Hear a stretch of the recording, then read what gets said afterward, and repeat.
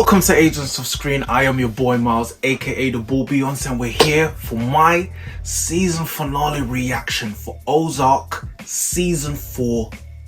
I can't even remember what episode it is, but it is the season finale.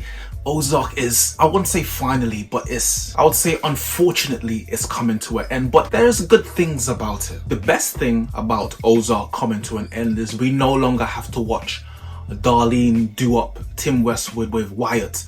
I'm not even trying to be funny. Tim Westwood is a nasty man, and he needs to get his comeuppance ASAP. But how a show ends is just as important as how it starts. And shows sometimes don't know when to find that right time to end, and I feel like this is that right time. But Ozark, from start to finish, has been amazing. A slow burn, yes, but one of the best shows in my top 10 personal favorites. But it's so interesting, the nuances. It's like a character study. Like, you know those YouTube channels when you have body language experts looking and seeing, okay, this means that. I'm sure they would have a field day with a show like this. Take Marty for instance. He's a good man. He's trying to be good, but in this field of work, in this line of work, he can't be. And in the moments that he can't be, it's literally tearing his soul apart. But now he no longer recognizes not only himself, but the woman that he's married to. Like, Wendy Bird has become, she's become a monster. But before I get into the reaction, just some things that I've noticed this season. The music, the soundtrack, I love the Illmatic. For those young ones that don't know what Illmatic is, which seems ridiculous to me, Nas's debut album came out in '94, I believe. One of the best debut albums in rap history, and one of the greatest hip-hop albums of all time. If you don't know, get to know. I saw Killer Mike. Again, you may not know who Killer Mike is. Killer Mike is a rapper. He's also part of a duo called Run the Jewels, who have great albums. He had a little cameo in this. Oh, it felt kind of shooting to me. It felt kind of forced in for me. It was nice to see him, but it felt kind of forced. It felt kind of out of place for me. Also, the whole seizing of Darlene's drugs. Obviously, Darlene died last season, but her drugs were just like there in her house. Like, how the police went to her house, they found the dead bodies, and they just left the drugs there. That seemed a bit ridiculous to me. Also, Marty in Mexico, when he had to go and establish Navarro's power, I thought that was really interesting. It made me think back to season 1, like, raw, look at this ordinary accountant. He was fine with just being white picket fence, having a family, a mediocre lifestyle. He was content with that. And now look at him in season 4, having to be a substitute teacher for a drug kingpin in Mexico. How far he's come. And I noticed the parallels, because remember last season he went down there and he was getting tortured, and they kept him in that underground bit, and he was looking up through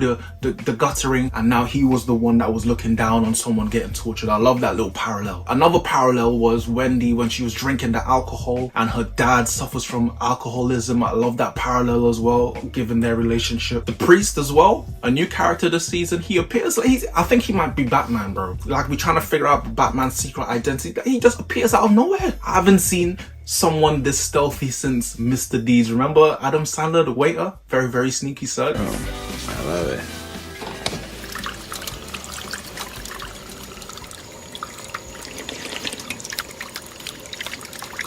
That's Hawaiian Punch. He adores Hawaiian Punch. Wow! You kind of just snuck up on me there, man. I fear you're underestimating the sneakiness, sir. That priest is definitely in the League of Shadows. Ra's al Ghul, all of that. And Wendy Bird, oh, what a character. I hate her, but what a character. And Ruth was right about her. She has no soul. She's soulless. If there's one thing about Wendy Bird, she does what she wants. And one thing that makes me hate her even more, like, she blindsides Marty time after time after time after time. And just when you think she can't stoop any lower, she turns into Master Splinter. She's underground. She's go, how low can you go? She's going lower, to the point where now I think she's literally gone insane. Like, even if she gets what she wants, she has these political aspirations. Yes, you won, but at what cost? You know that Wario meme? At what cost? She was begging with her father outside of the courthouse.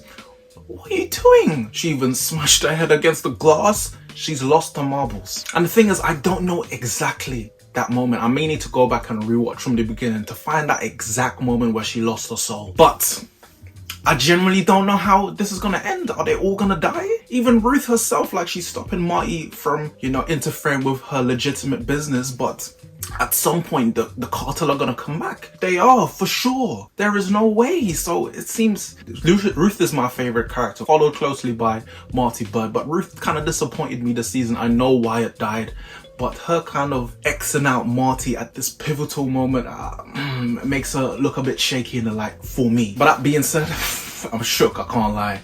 I don't want him to die. I want Wendy to die, but I want him to escape. Let's get into this reaction now.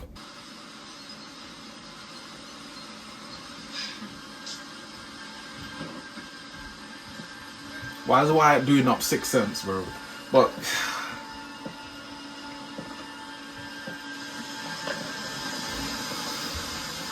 see, with Ruth as well, I was disappointed when she was on her flight to Miami. She should have just gone. Why come back to this? I know this is all she knows, but she should have gone to Miami, or even if not Miami, took a plane somewhere, get out of the Ozark, start a new life. She has enough money. Take your little brother, take 3, and just disappear into the sunset. Leave all of this. Why come back and get involved and buy a casino in the same location, drug cartel?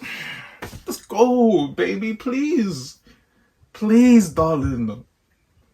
Into all of this stress? Why? Bro, she had no reason to come back.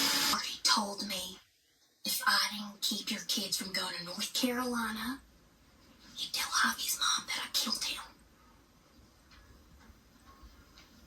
She's proud of him. Of course that makes you happy. I know. The thing with Wendy, alright, answer me this, yeah, and bear with me. Let me land my point. Something that's admirable about Wendy, in a very perverse sort of way, she will do whatever it takes, fam.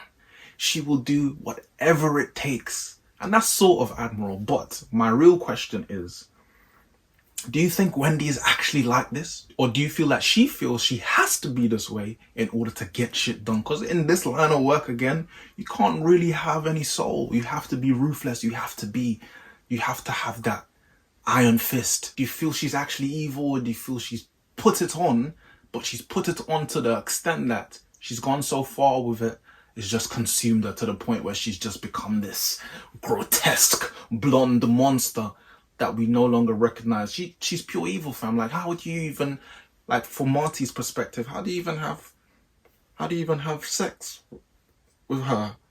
You can't, when you look over her on the bed, it's like seeing the red woman from Game of Thrones without the necklace. Like, you can't be possibly attracted to this. She has no redeemable qualities. I know she said, like, oh, I'm so difficult to love. Yes, you are. I know he said no, but he was, you know, Marty's a nice guy. He's not going to say that to his wife. If I'd just left him here, he'd still be alive. He would still be alive. He would still be alive. I was having this conversation with my friend. She has to take some of that blame for Ben dying. She broke him out at the mental facility. Like, leave him in there. That was what was best for him. I know it was difficult to watch. He's screaming and crying. And Mom and Dad tried to talk to She was in love with him. I know we're leaving. It was what's best for him. Yeah, He wouldn't have died. Figured. Well, I won't be spoken to that way by some. Say what you need to say. What? Say it. By you. I'd like you to leave now, please. He's drinking that thing like it's Kool-Aid. I know you wanted to say I'll Jezebel. leave. You're gonna tell them exactly what you just told me. She should have recorded it. I'll shoot you in your fucking head. I'll shoot him in his dick like Frank Jr. That one. Oh, that's what I'm talking about. Ruth is my gal, my thing. Why does she hate Marty so much? That's my takeaway from this. Like, bro, Marty's been nothing but good to you. You cheated on him in the beginning. You did that so petty. Where does Wendy rank in scummiest TV characters of all time? I feel like someone's not making out of this trash alive. I don't know who it is. I know I did say I wanted Wendy to die, but not like this though. Not like this. Typical Ozark. Just when things seem to be... Help! Guys, help me! Her eyes open. Just when things seem to be going well, there's always a hiccup. I will need you to step back in, Marty. Go back to Mexico, see? Of course. Good.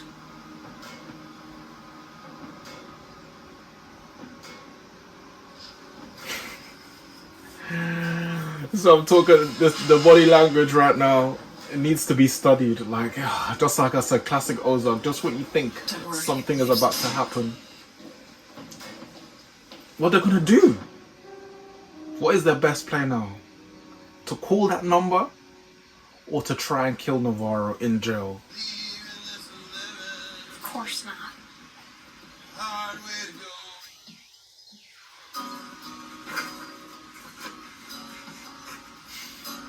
Oh, this is a beautiful scene. This is the wholesome content that I signed up for. Moving to North Carolina. Well, I can see that. Emily thinks it would be a good idea.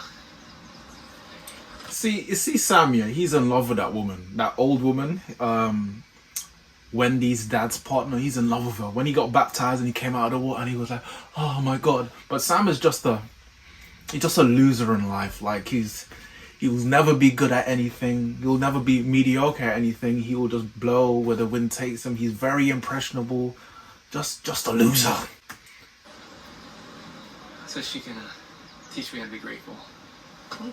And he's moving to sea. I'm sure she'll be willing to teach you a lot of things. Exactly. Don't stand a chance of getting anyone off the S.C.R.E.E.N list. I'm well aware. Don't play your hand too early, Wendy. Don't celebrate before the fat lady has sung. You're gonna need his help before the end.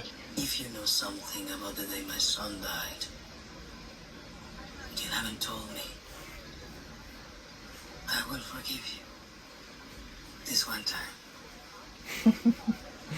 She stepped into this role If I seamlessly. find out later that there's something you aren't telling me now, well,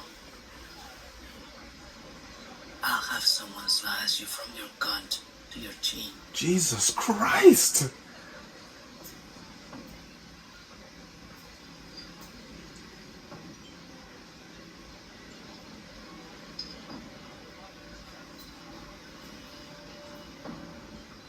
It was Ruth Langmore. She gave up that info easy! Oh, she gave up that info easy!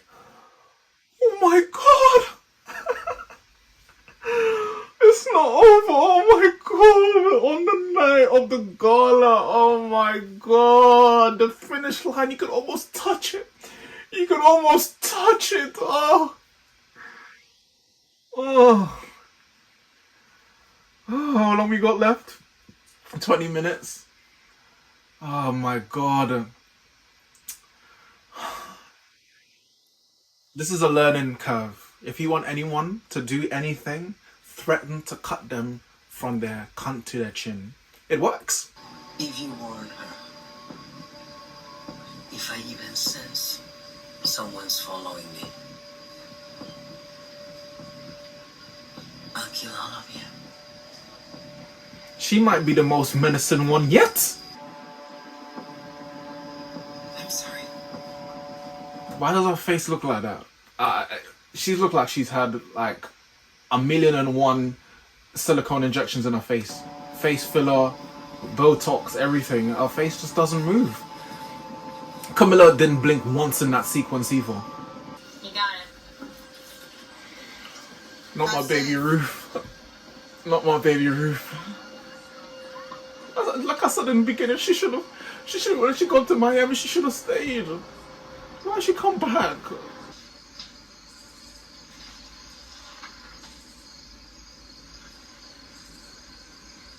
So they're moving a high value target like Navarro in some rickety van with 2 man up with 1 car. That's not believable.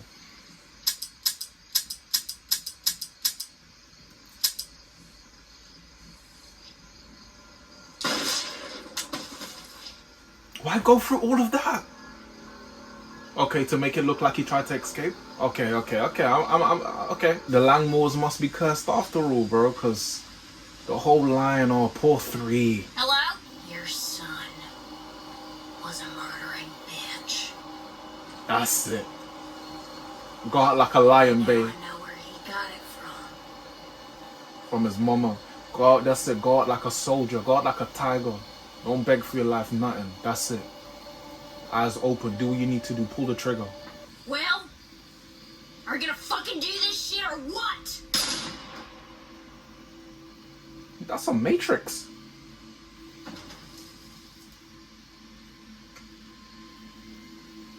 It's like the Matrix. She's moving like an agent.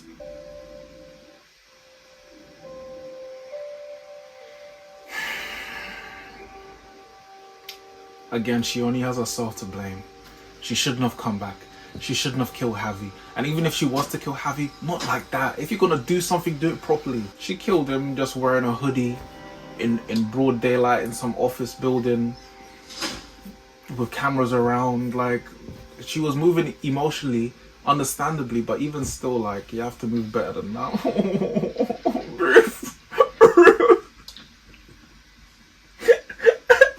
Except your money's toxic.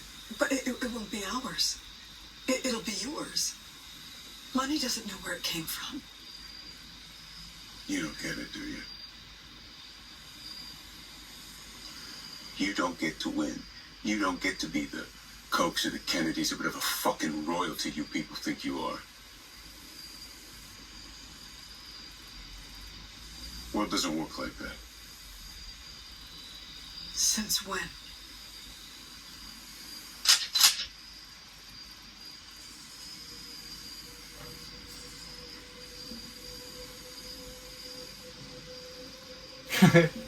She has never looked prouder in her life.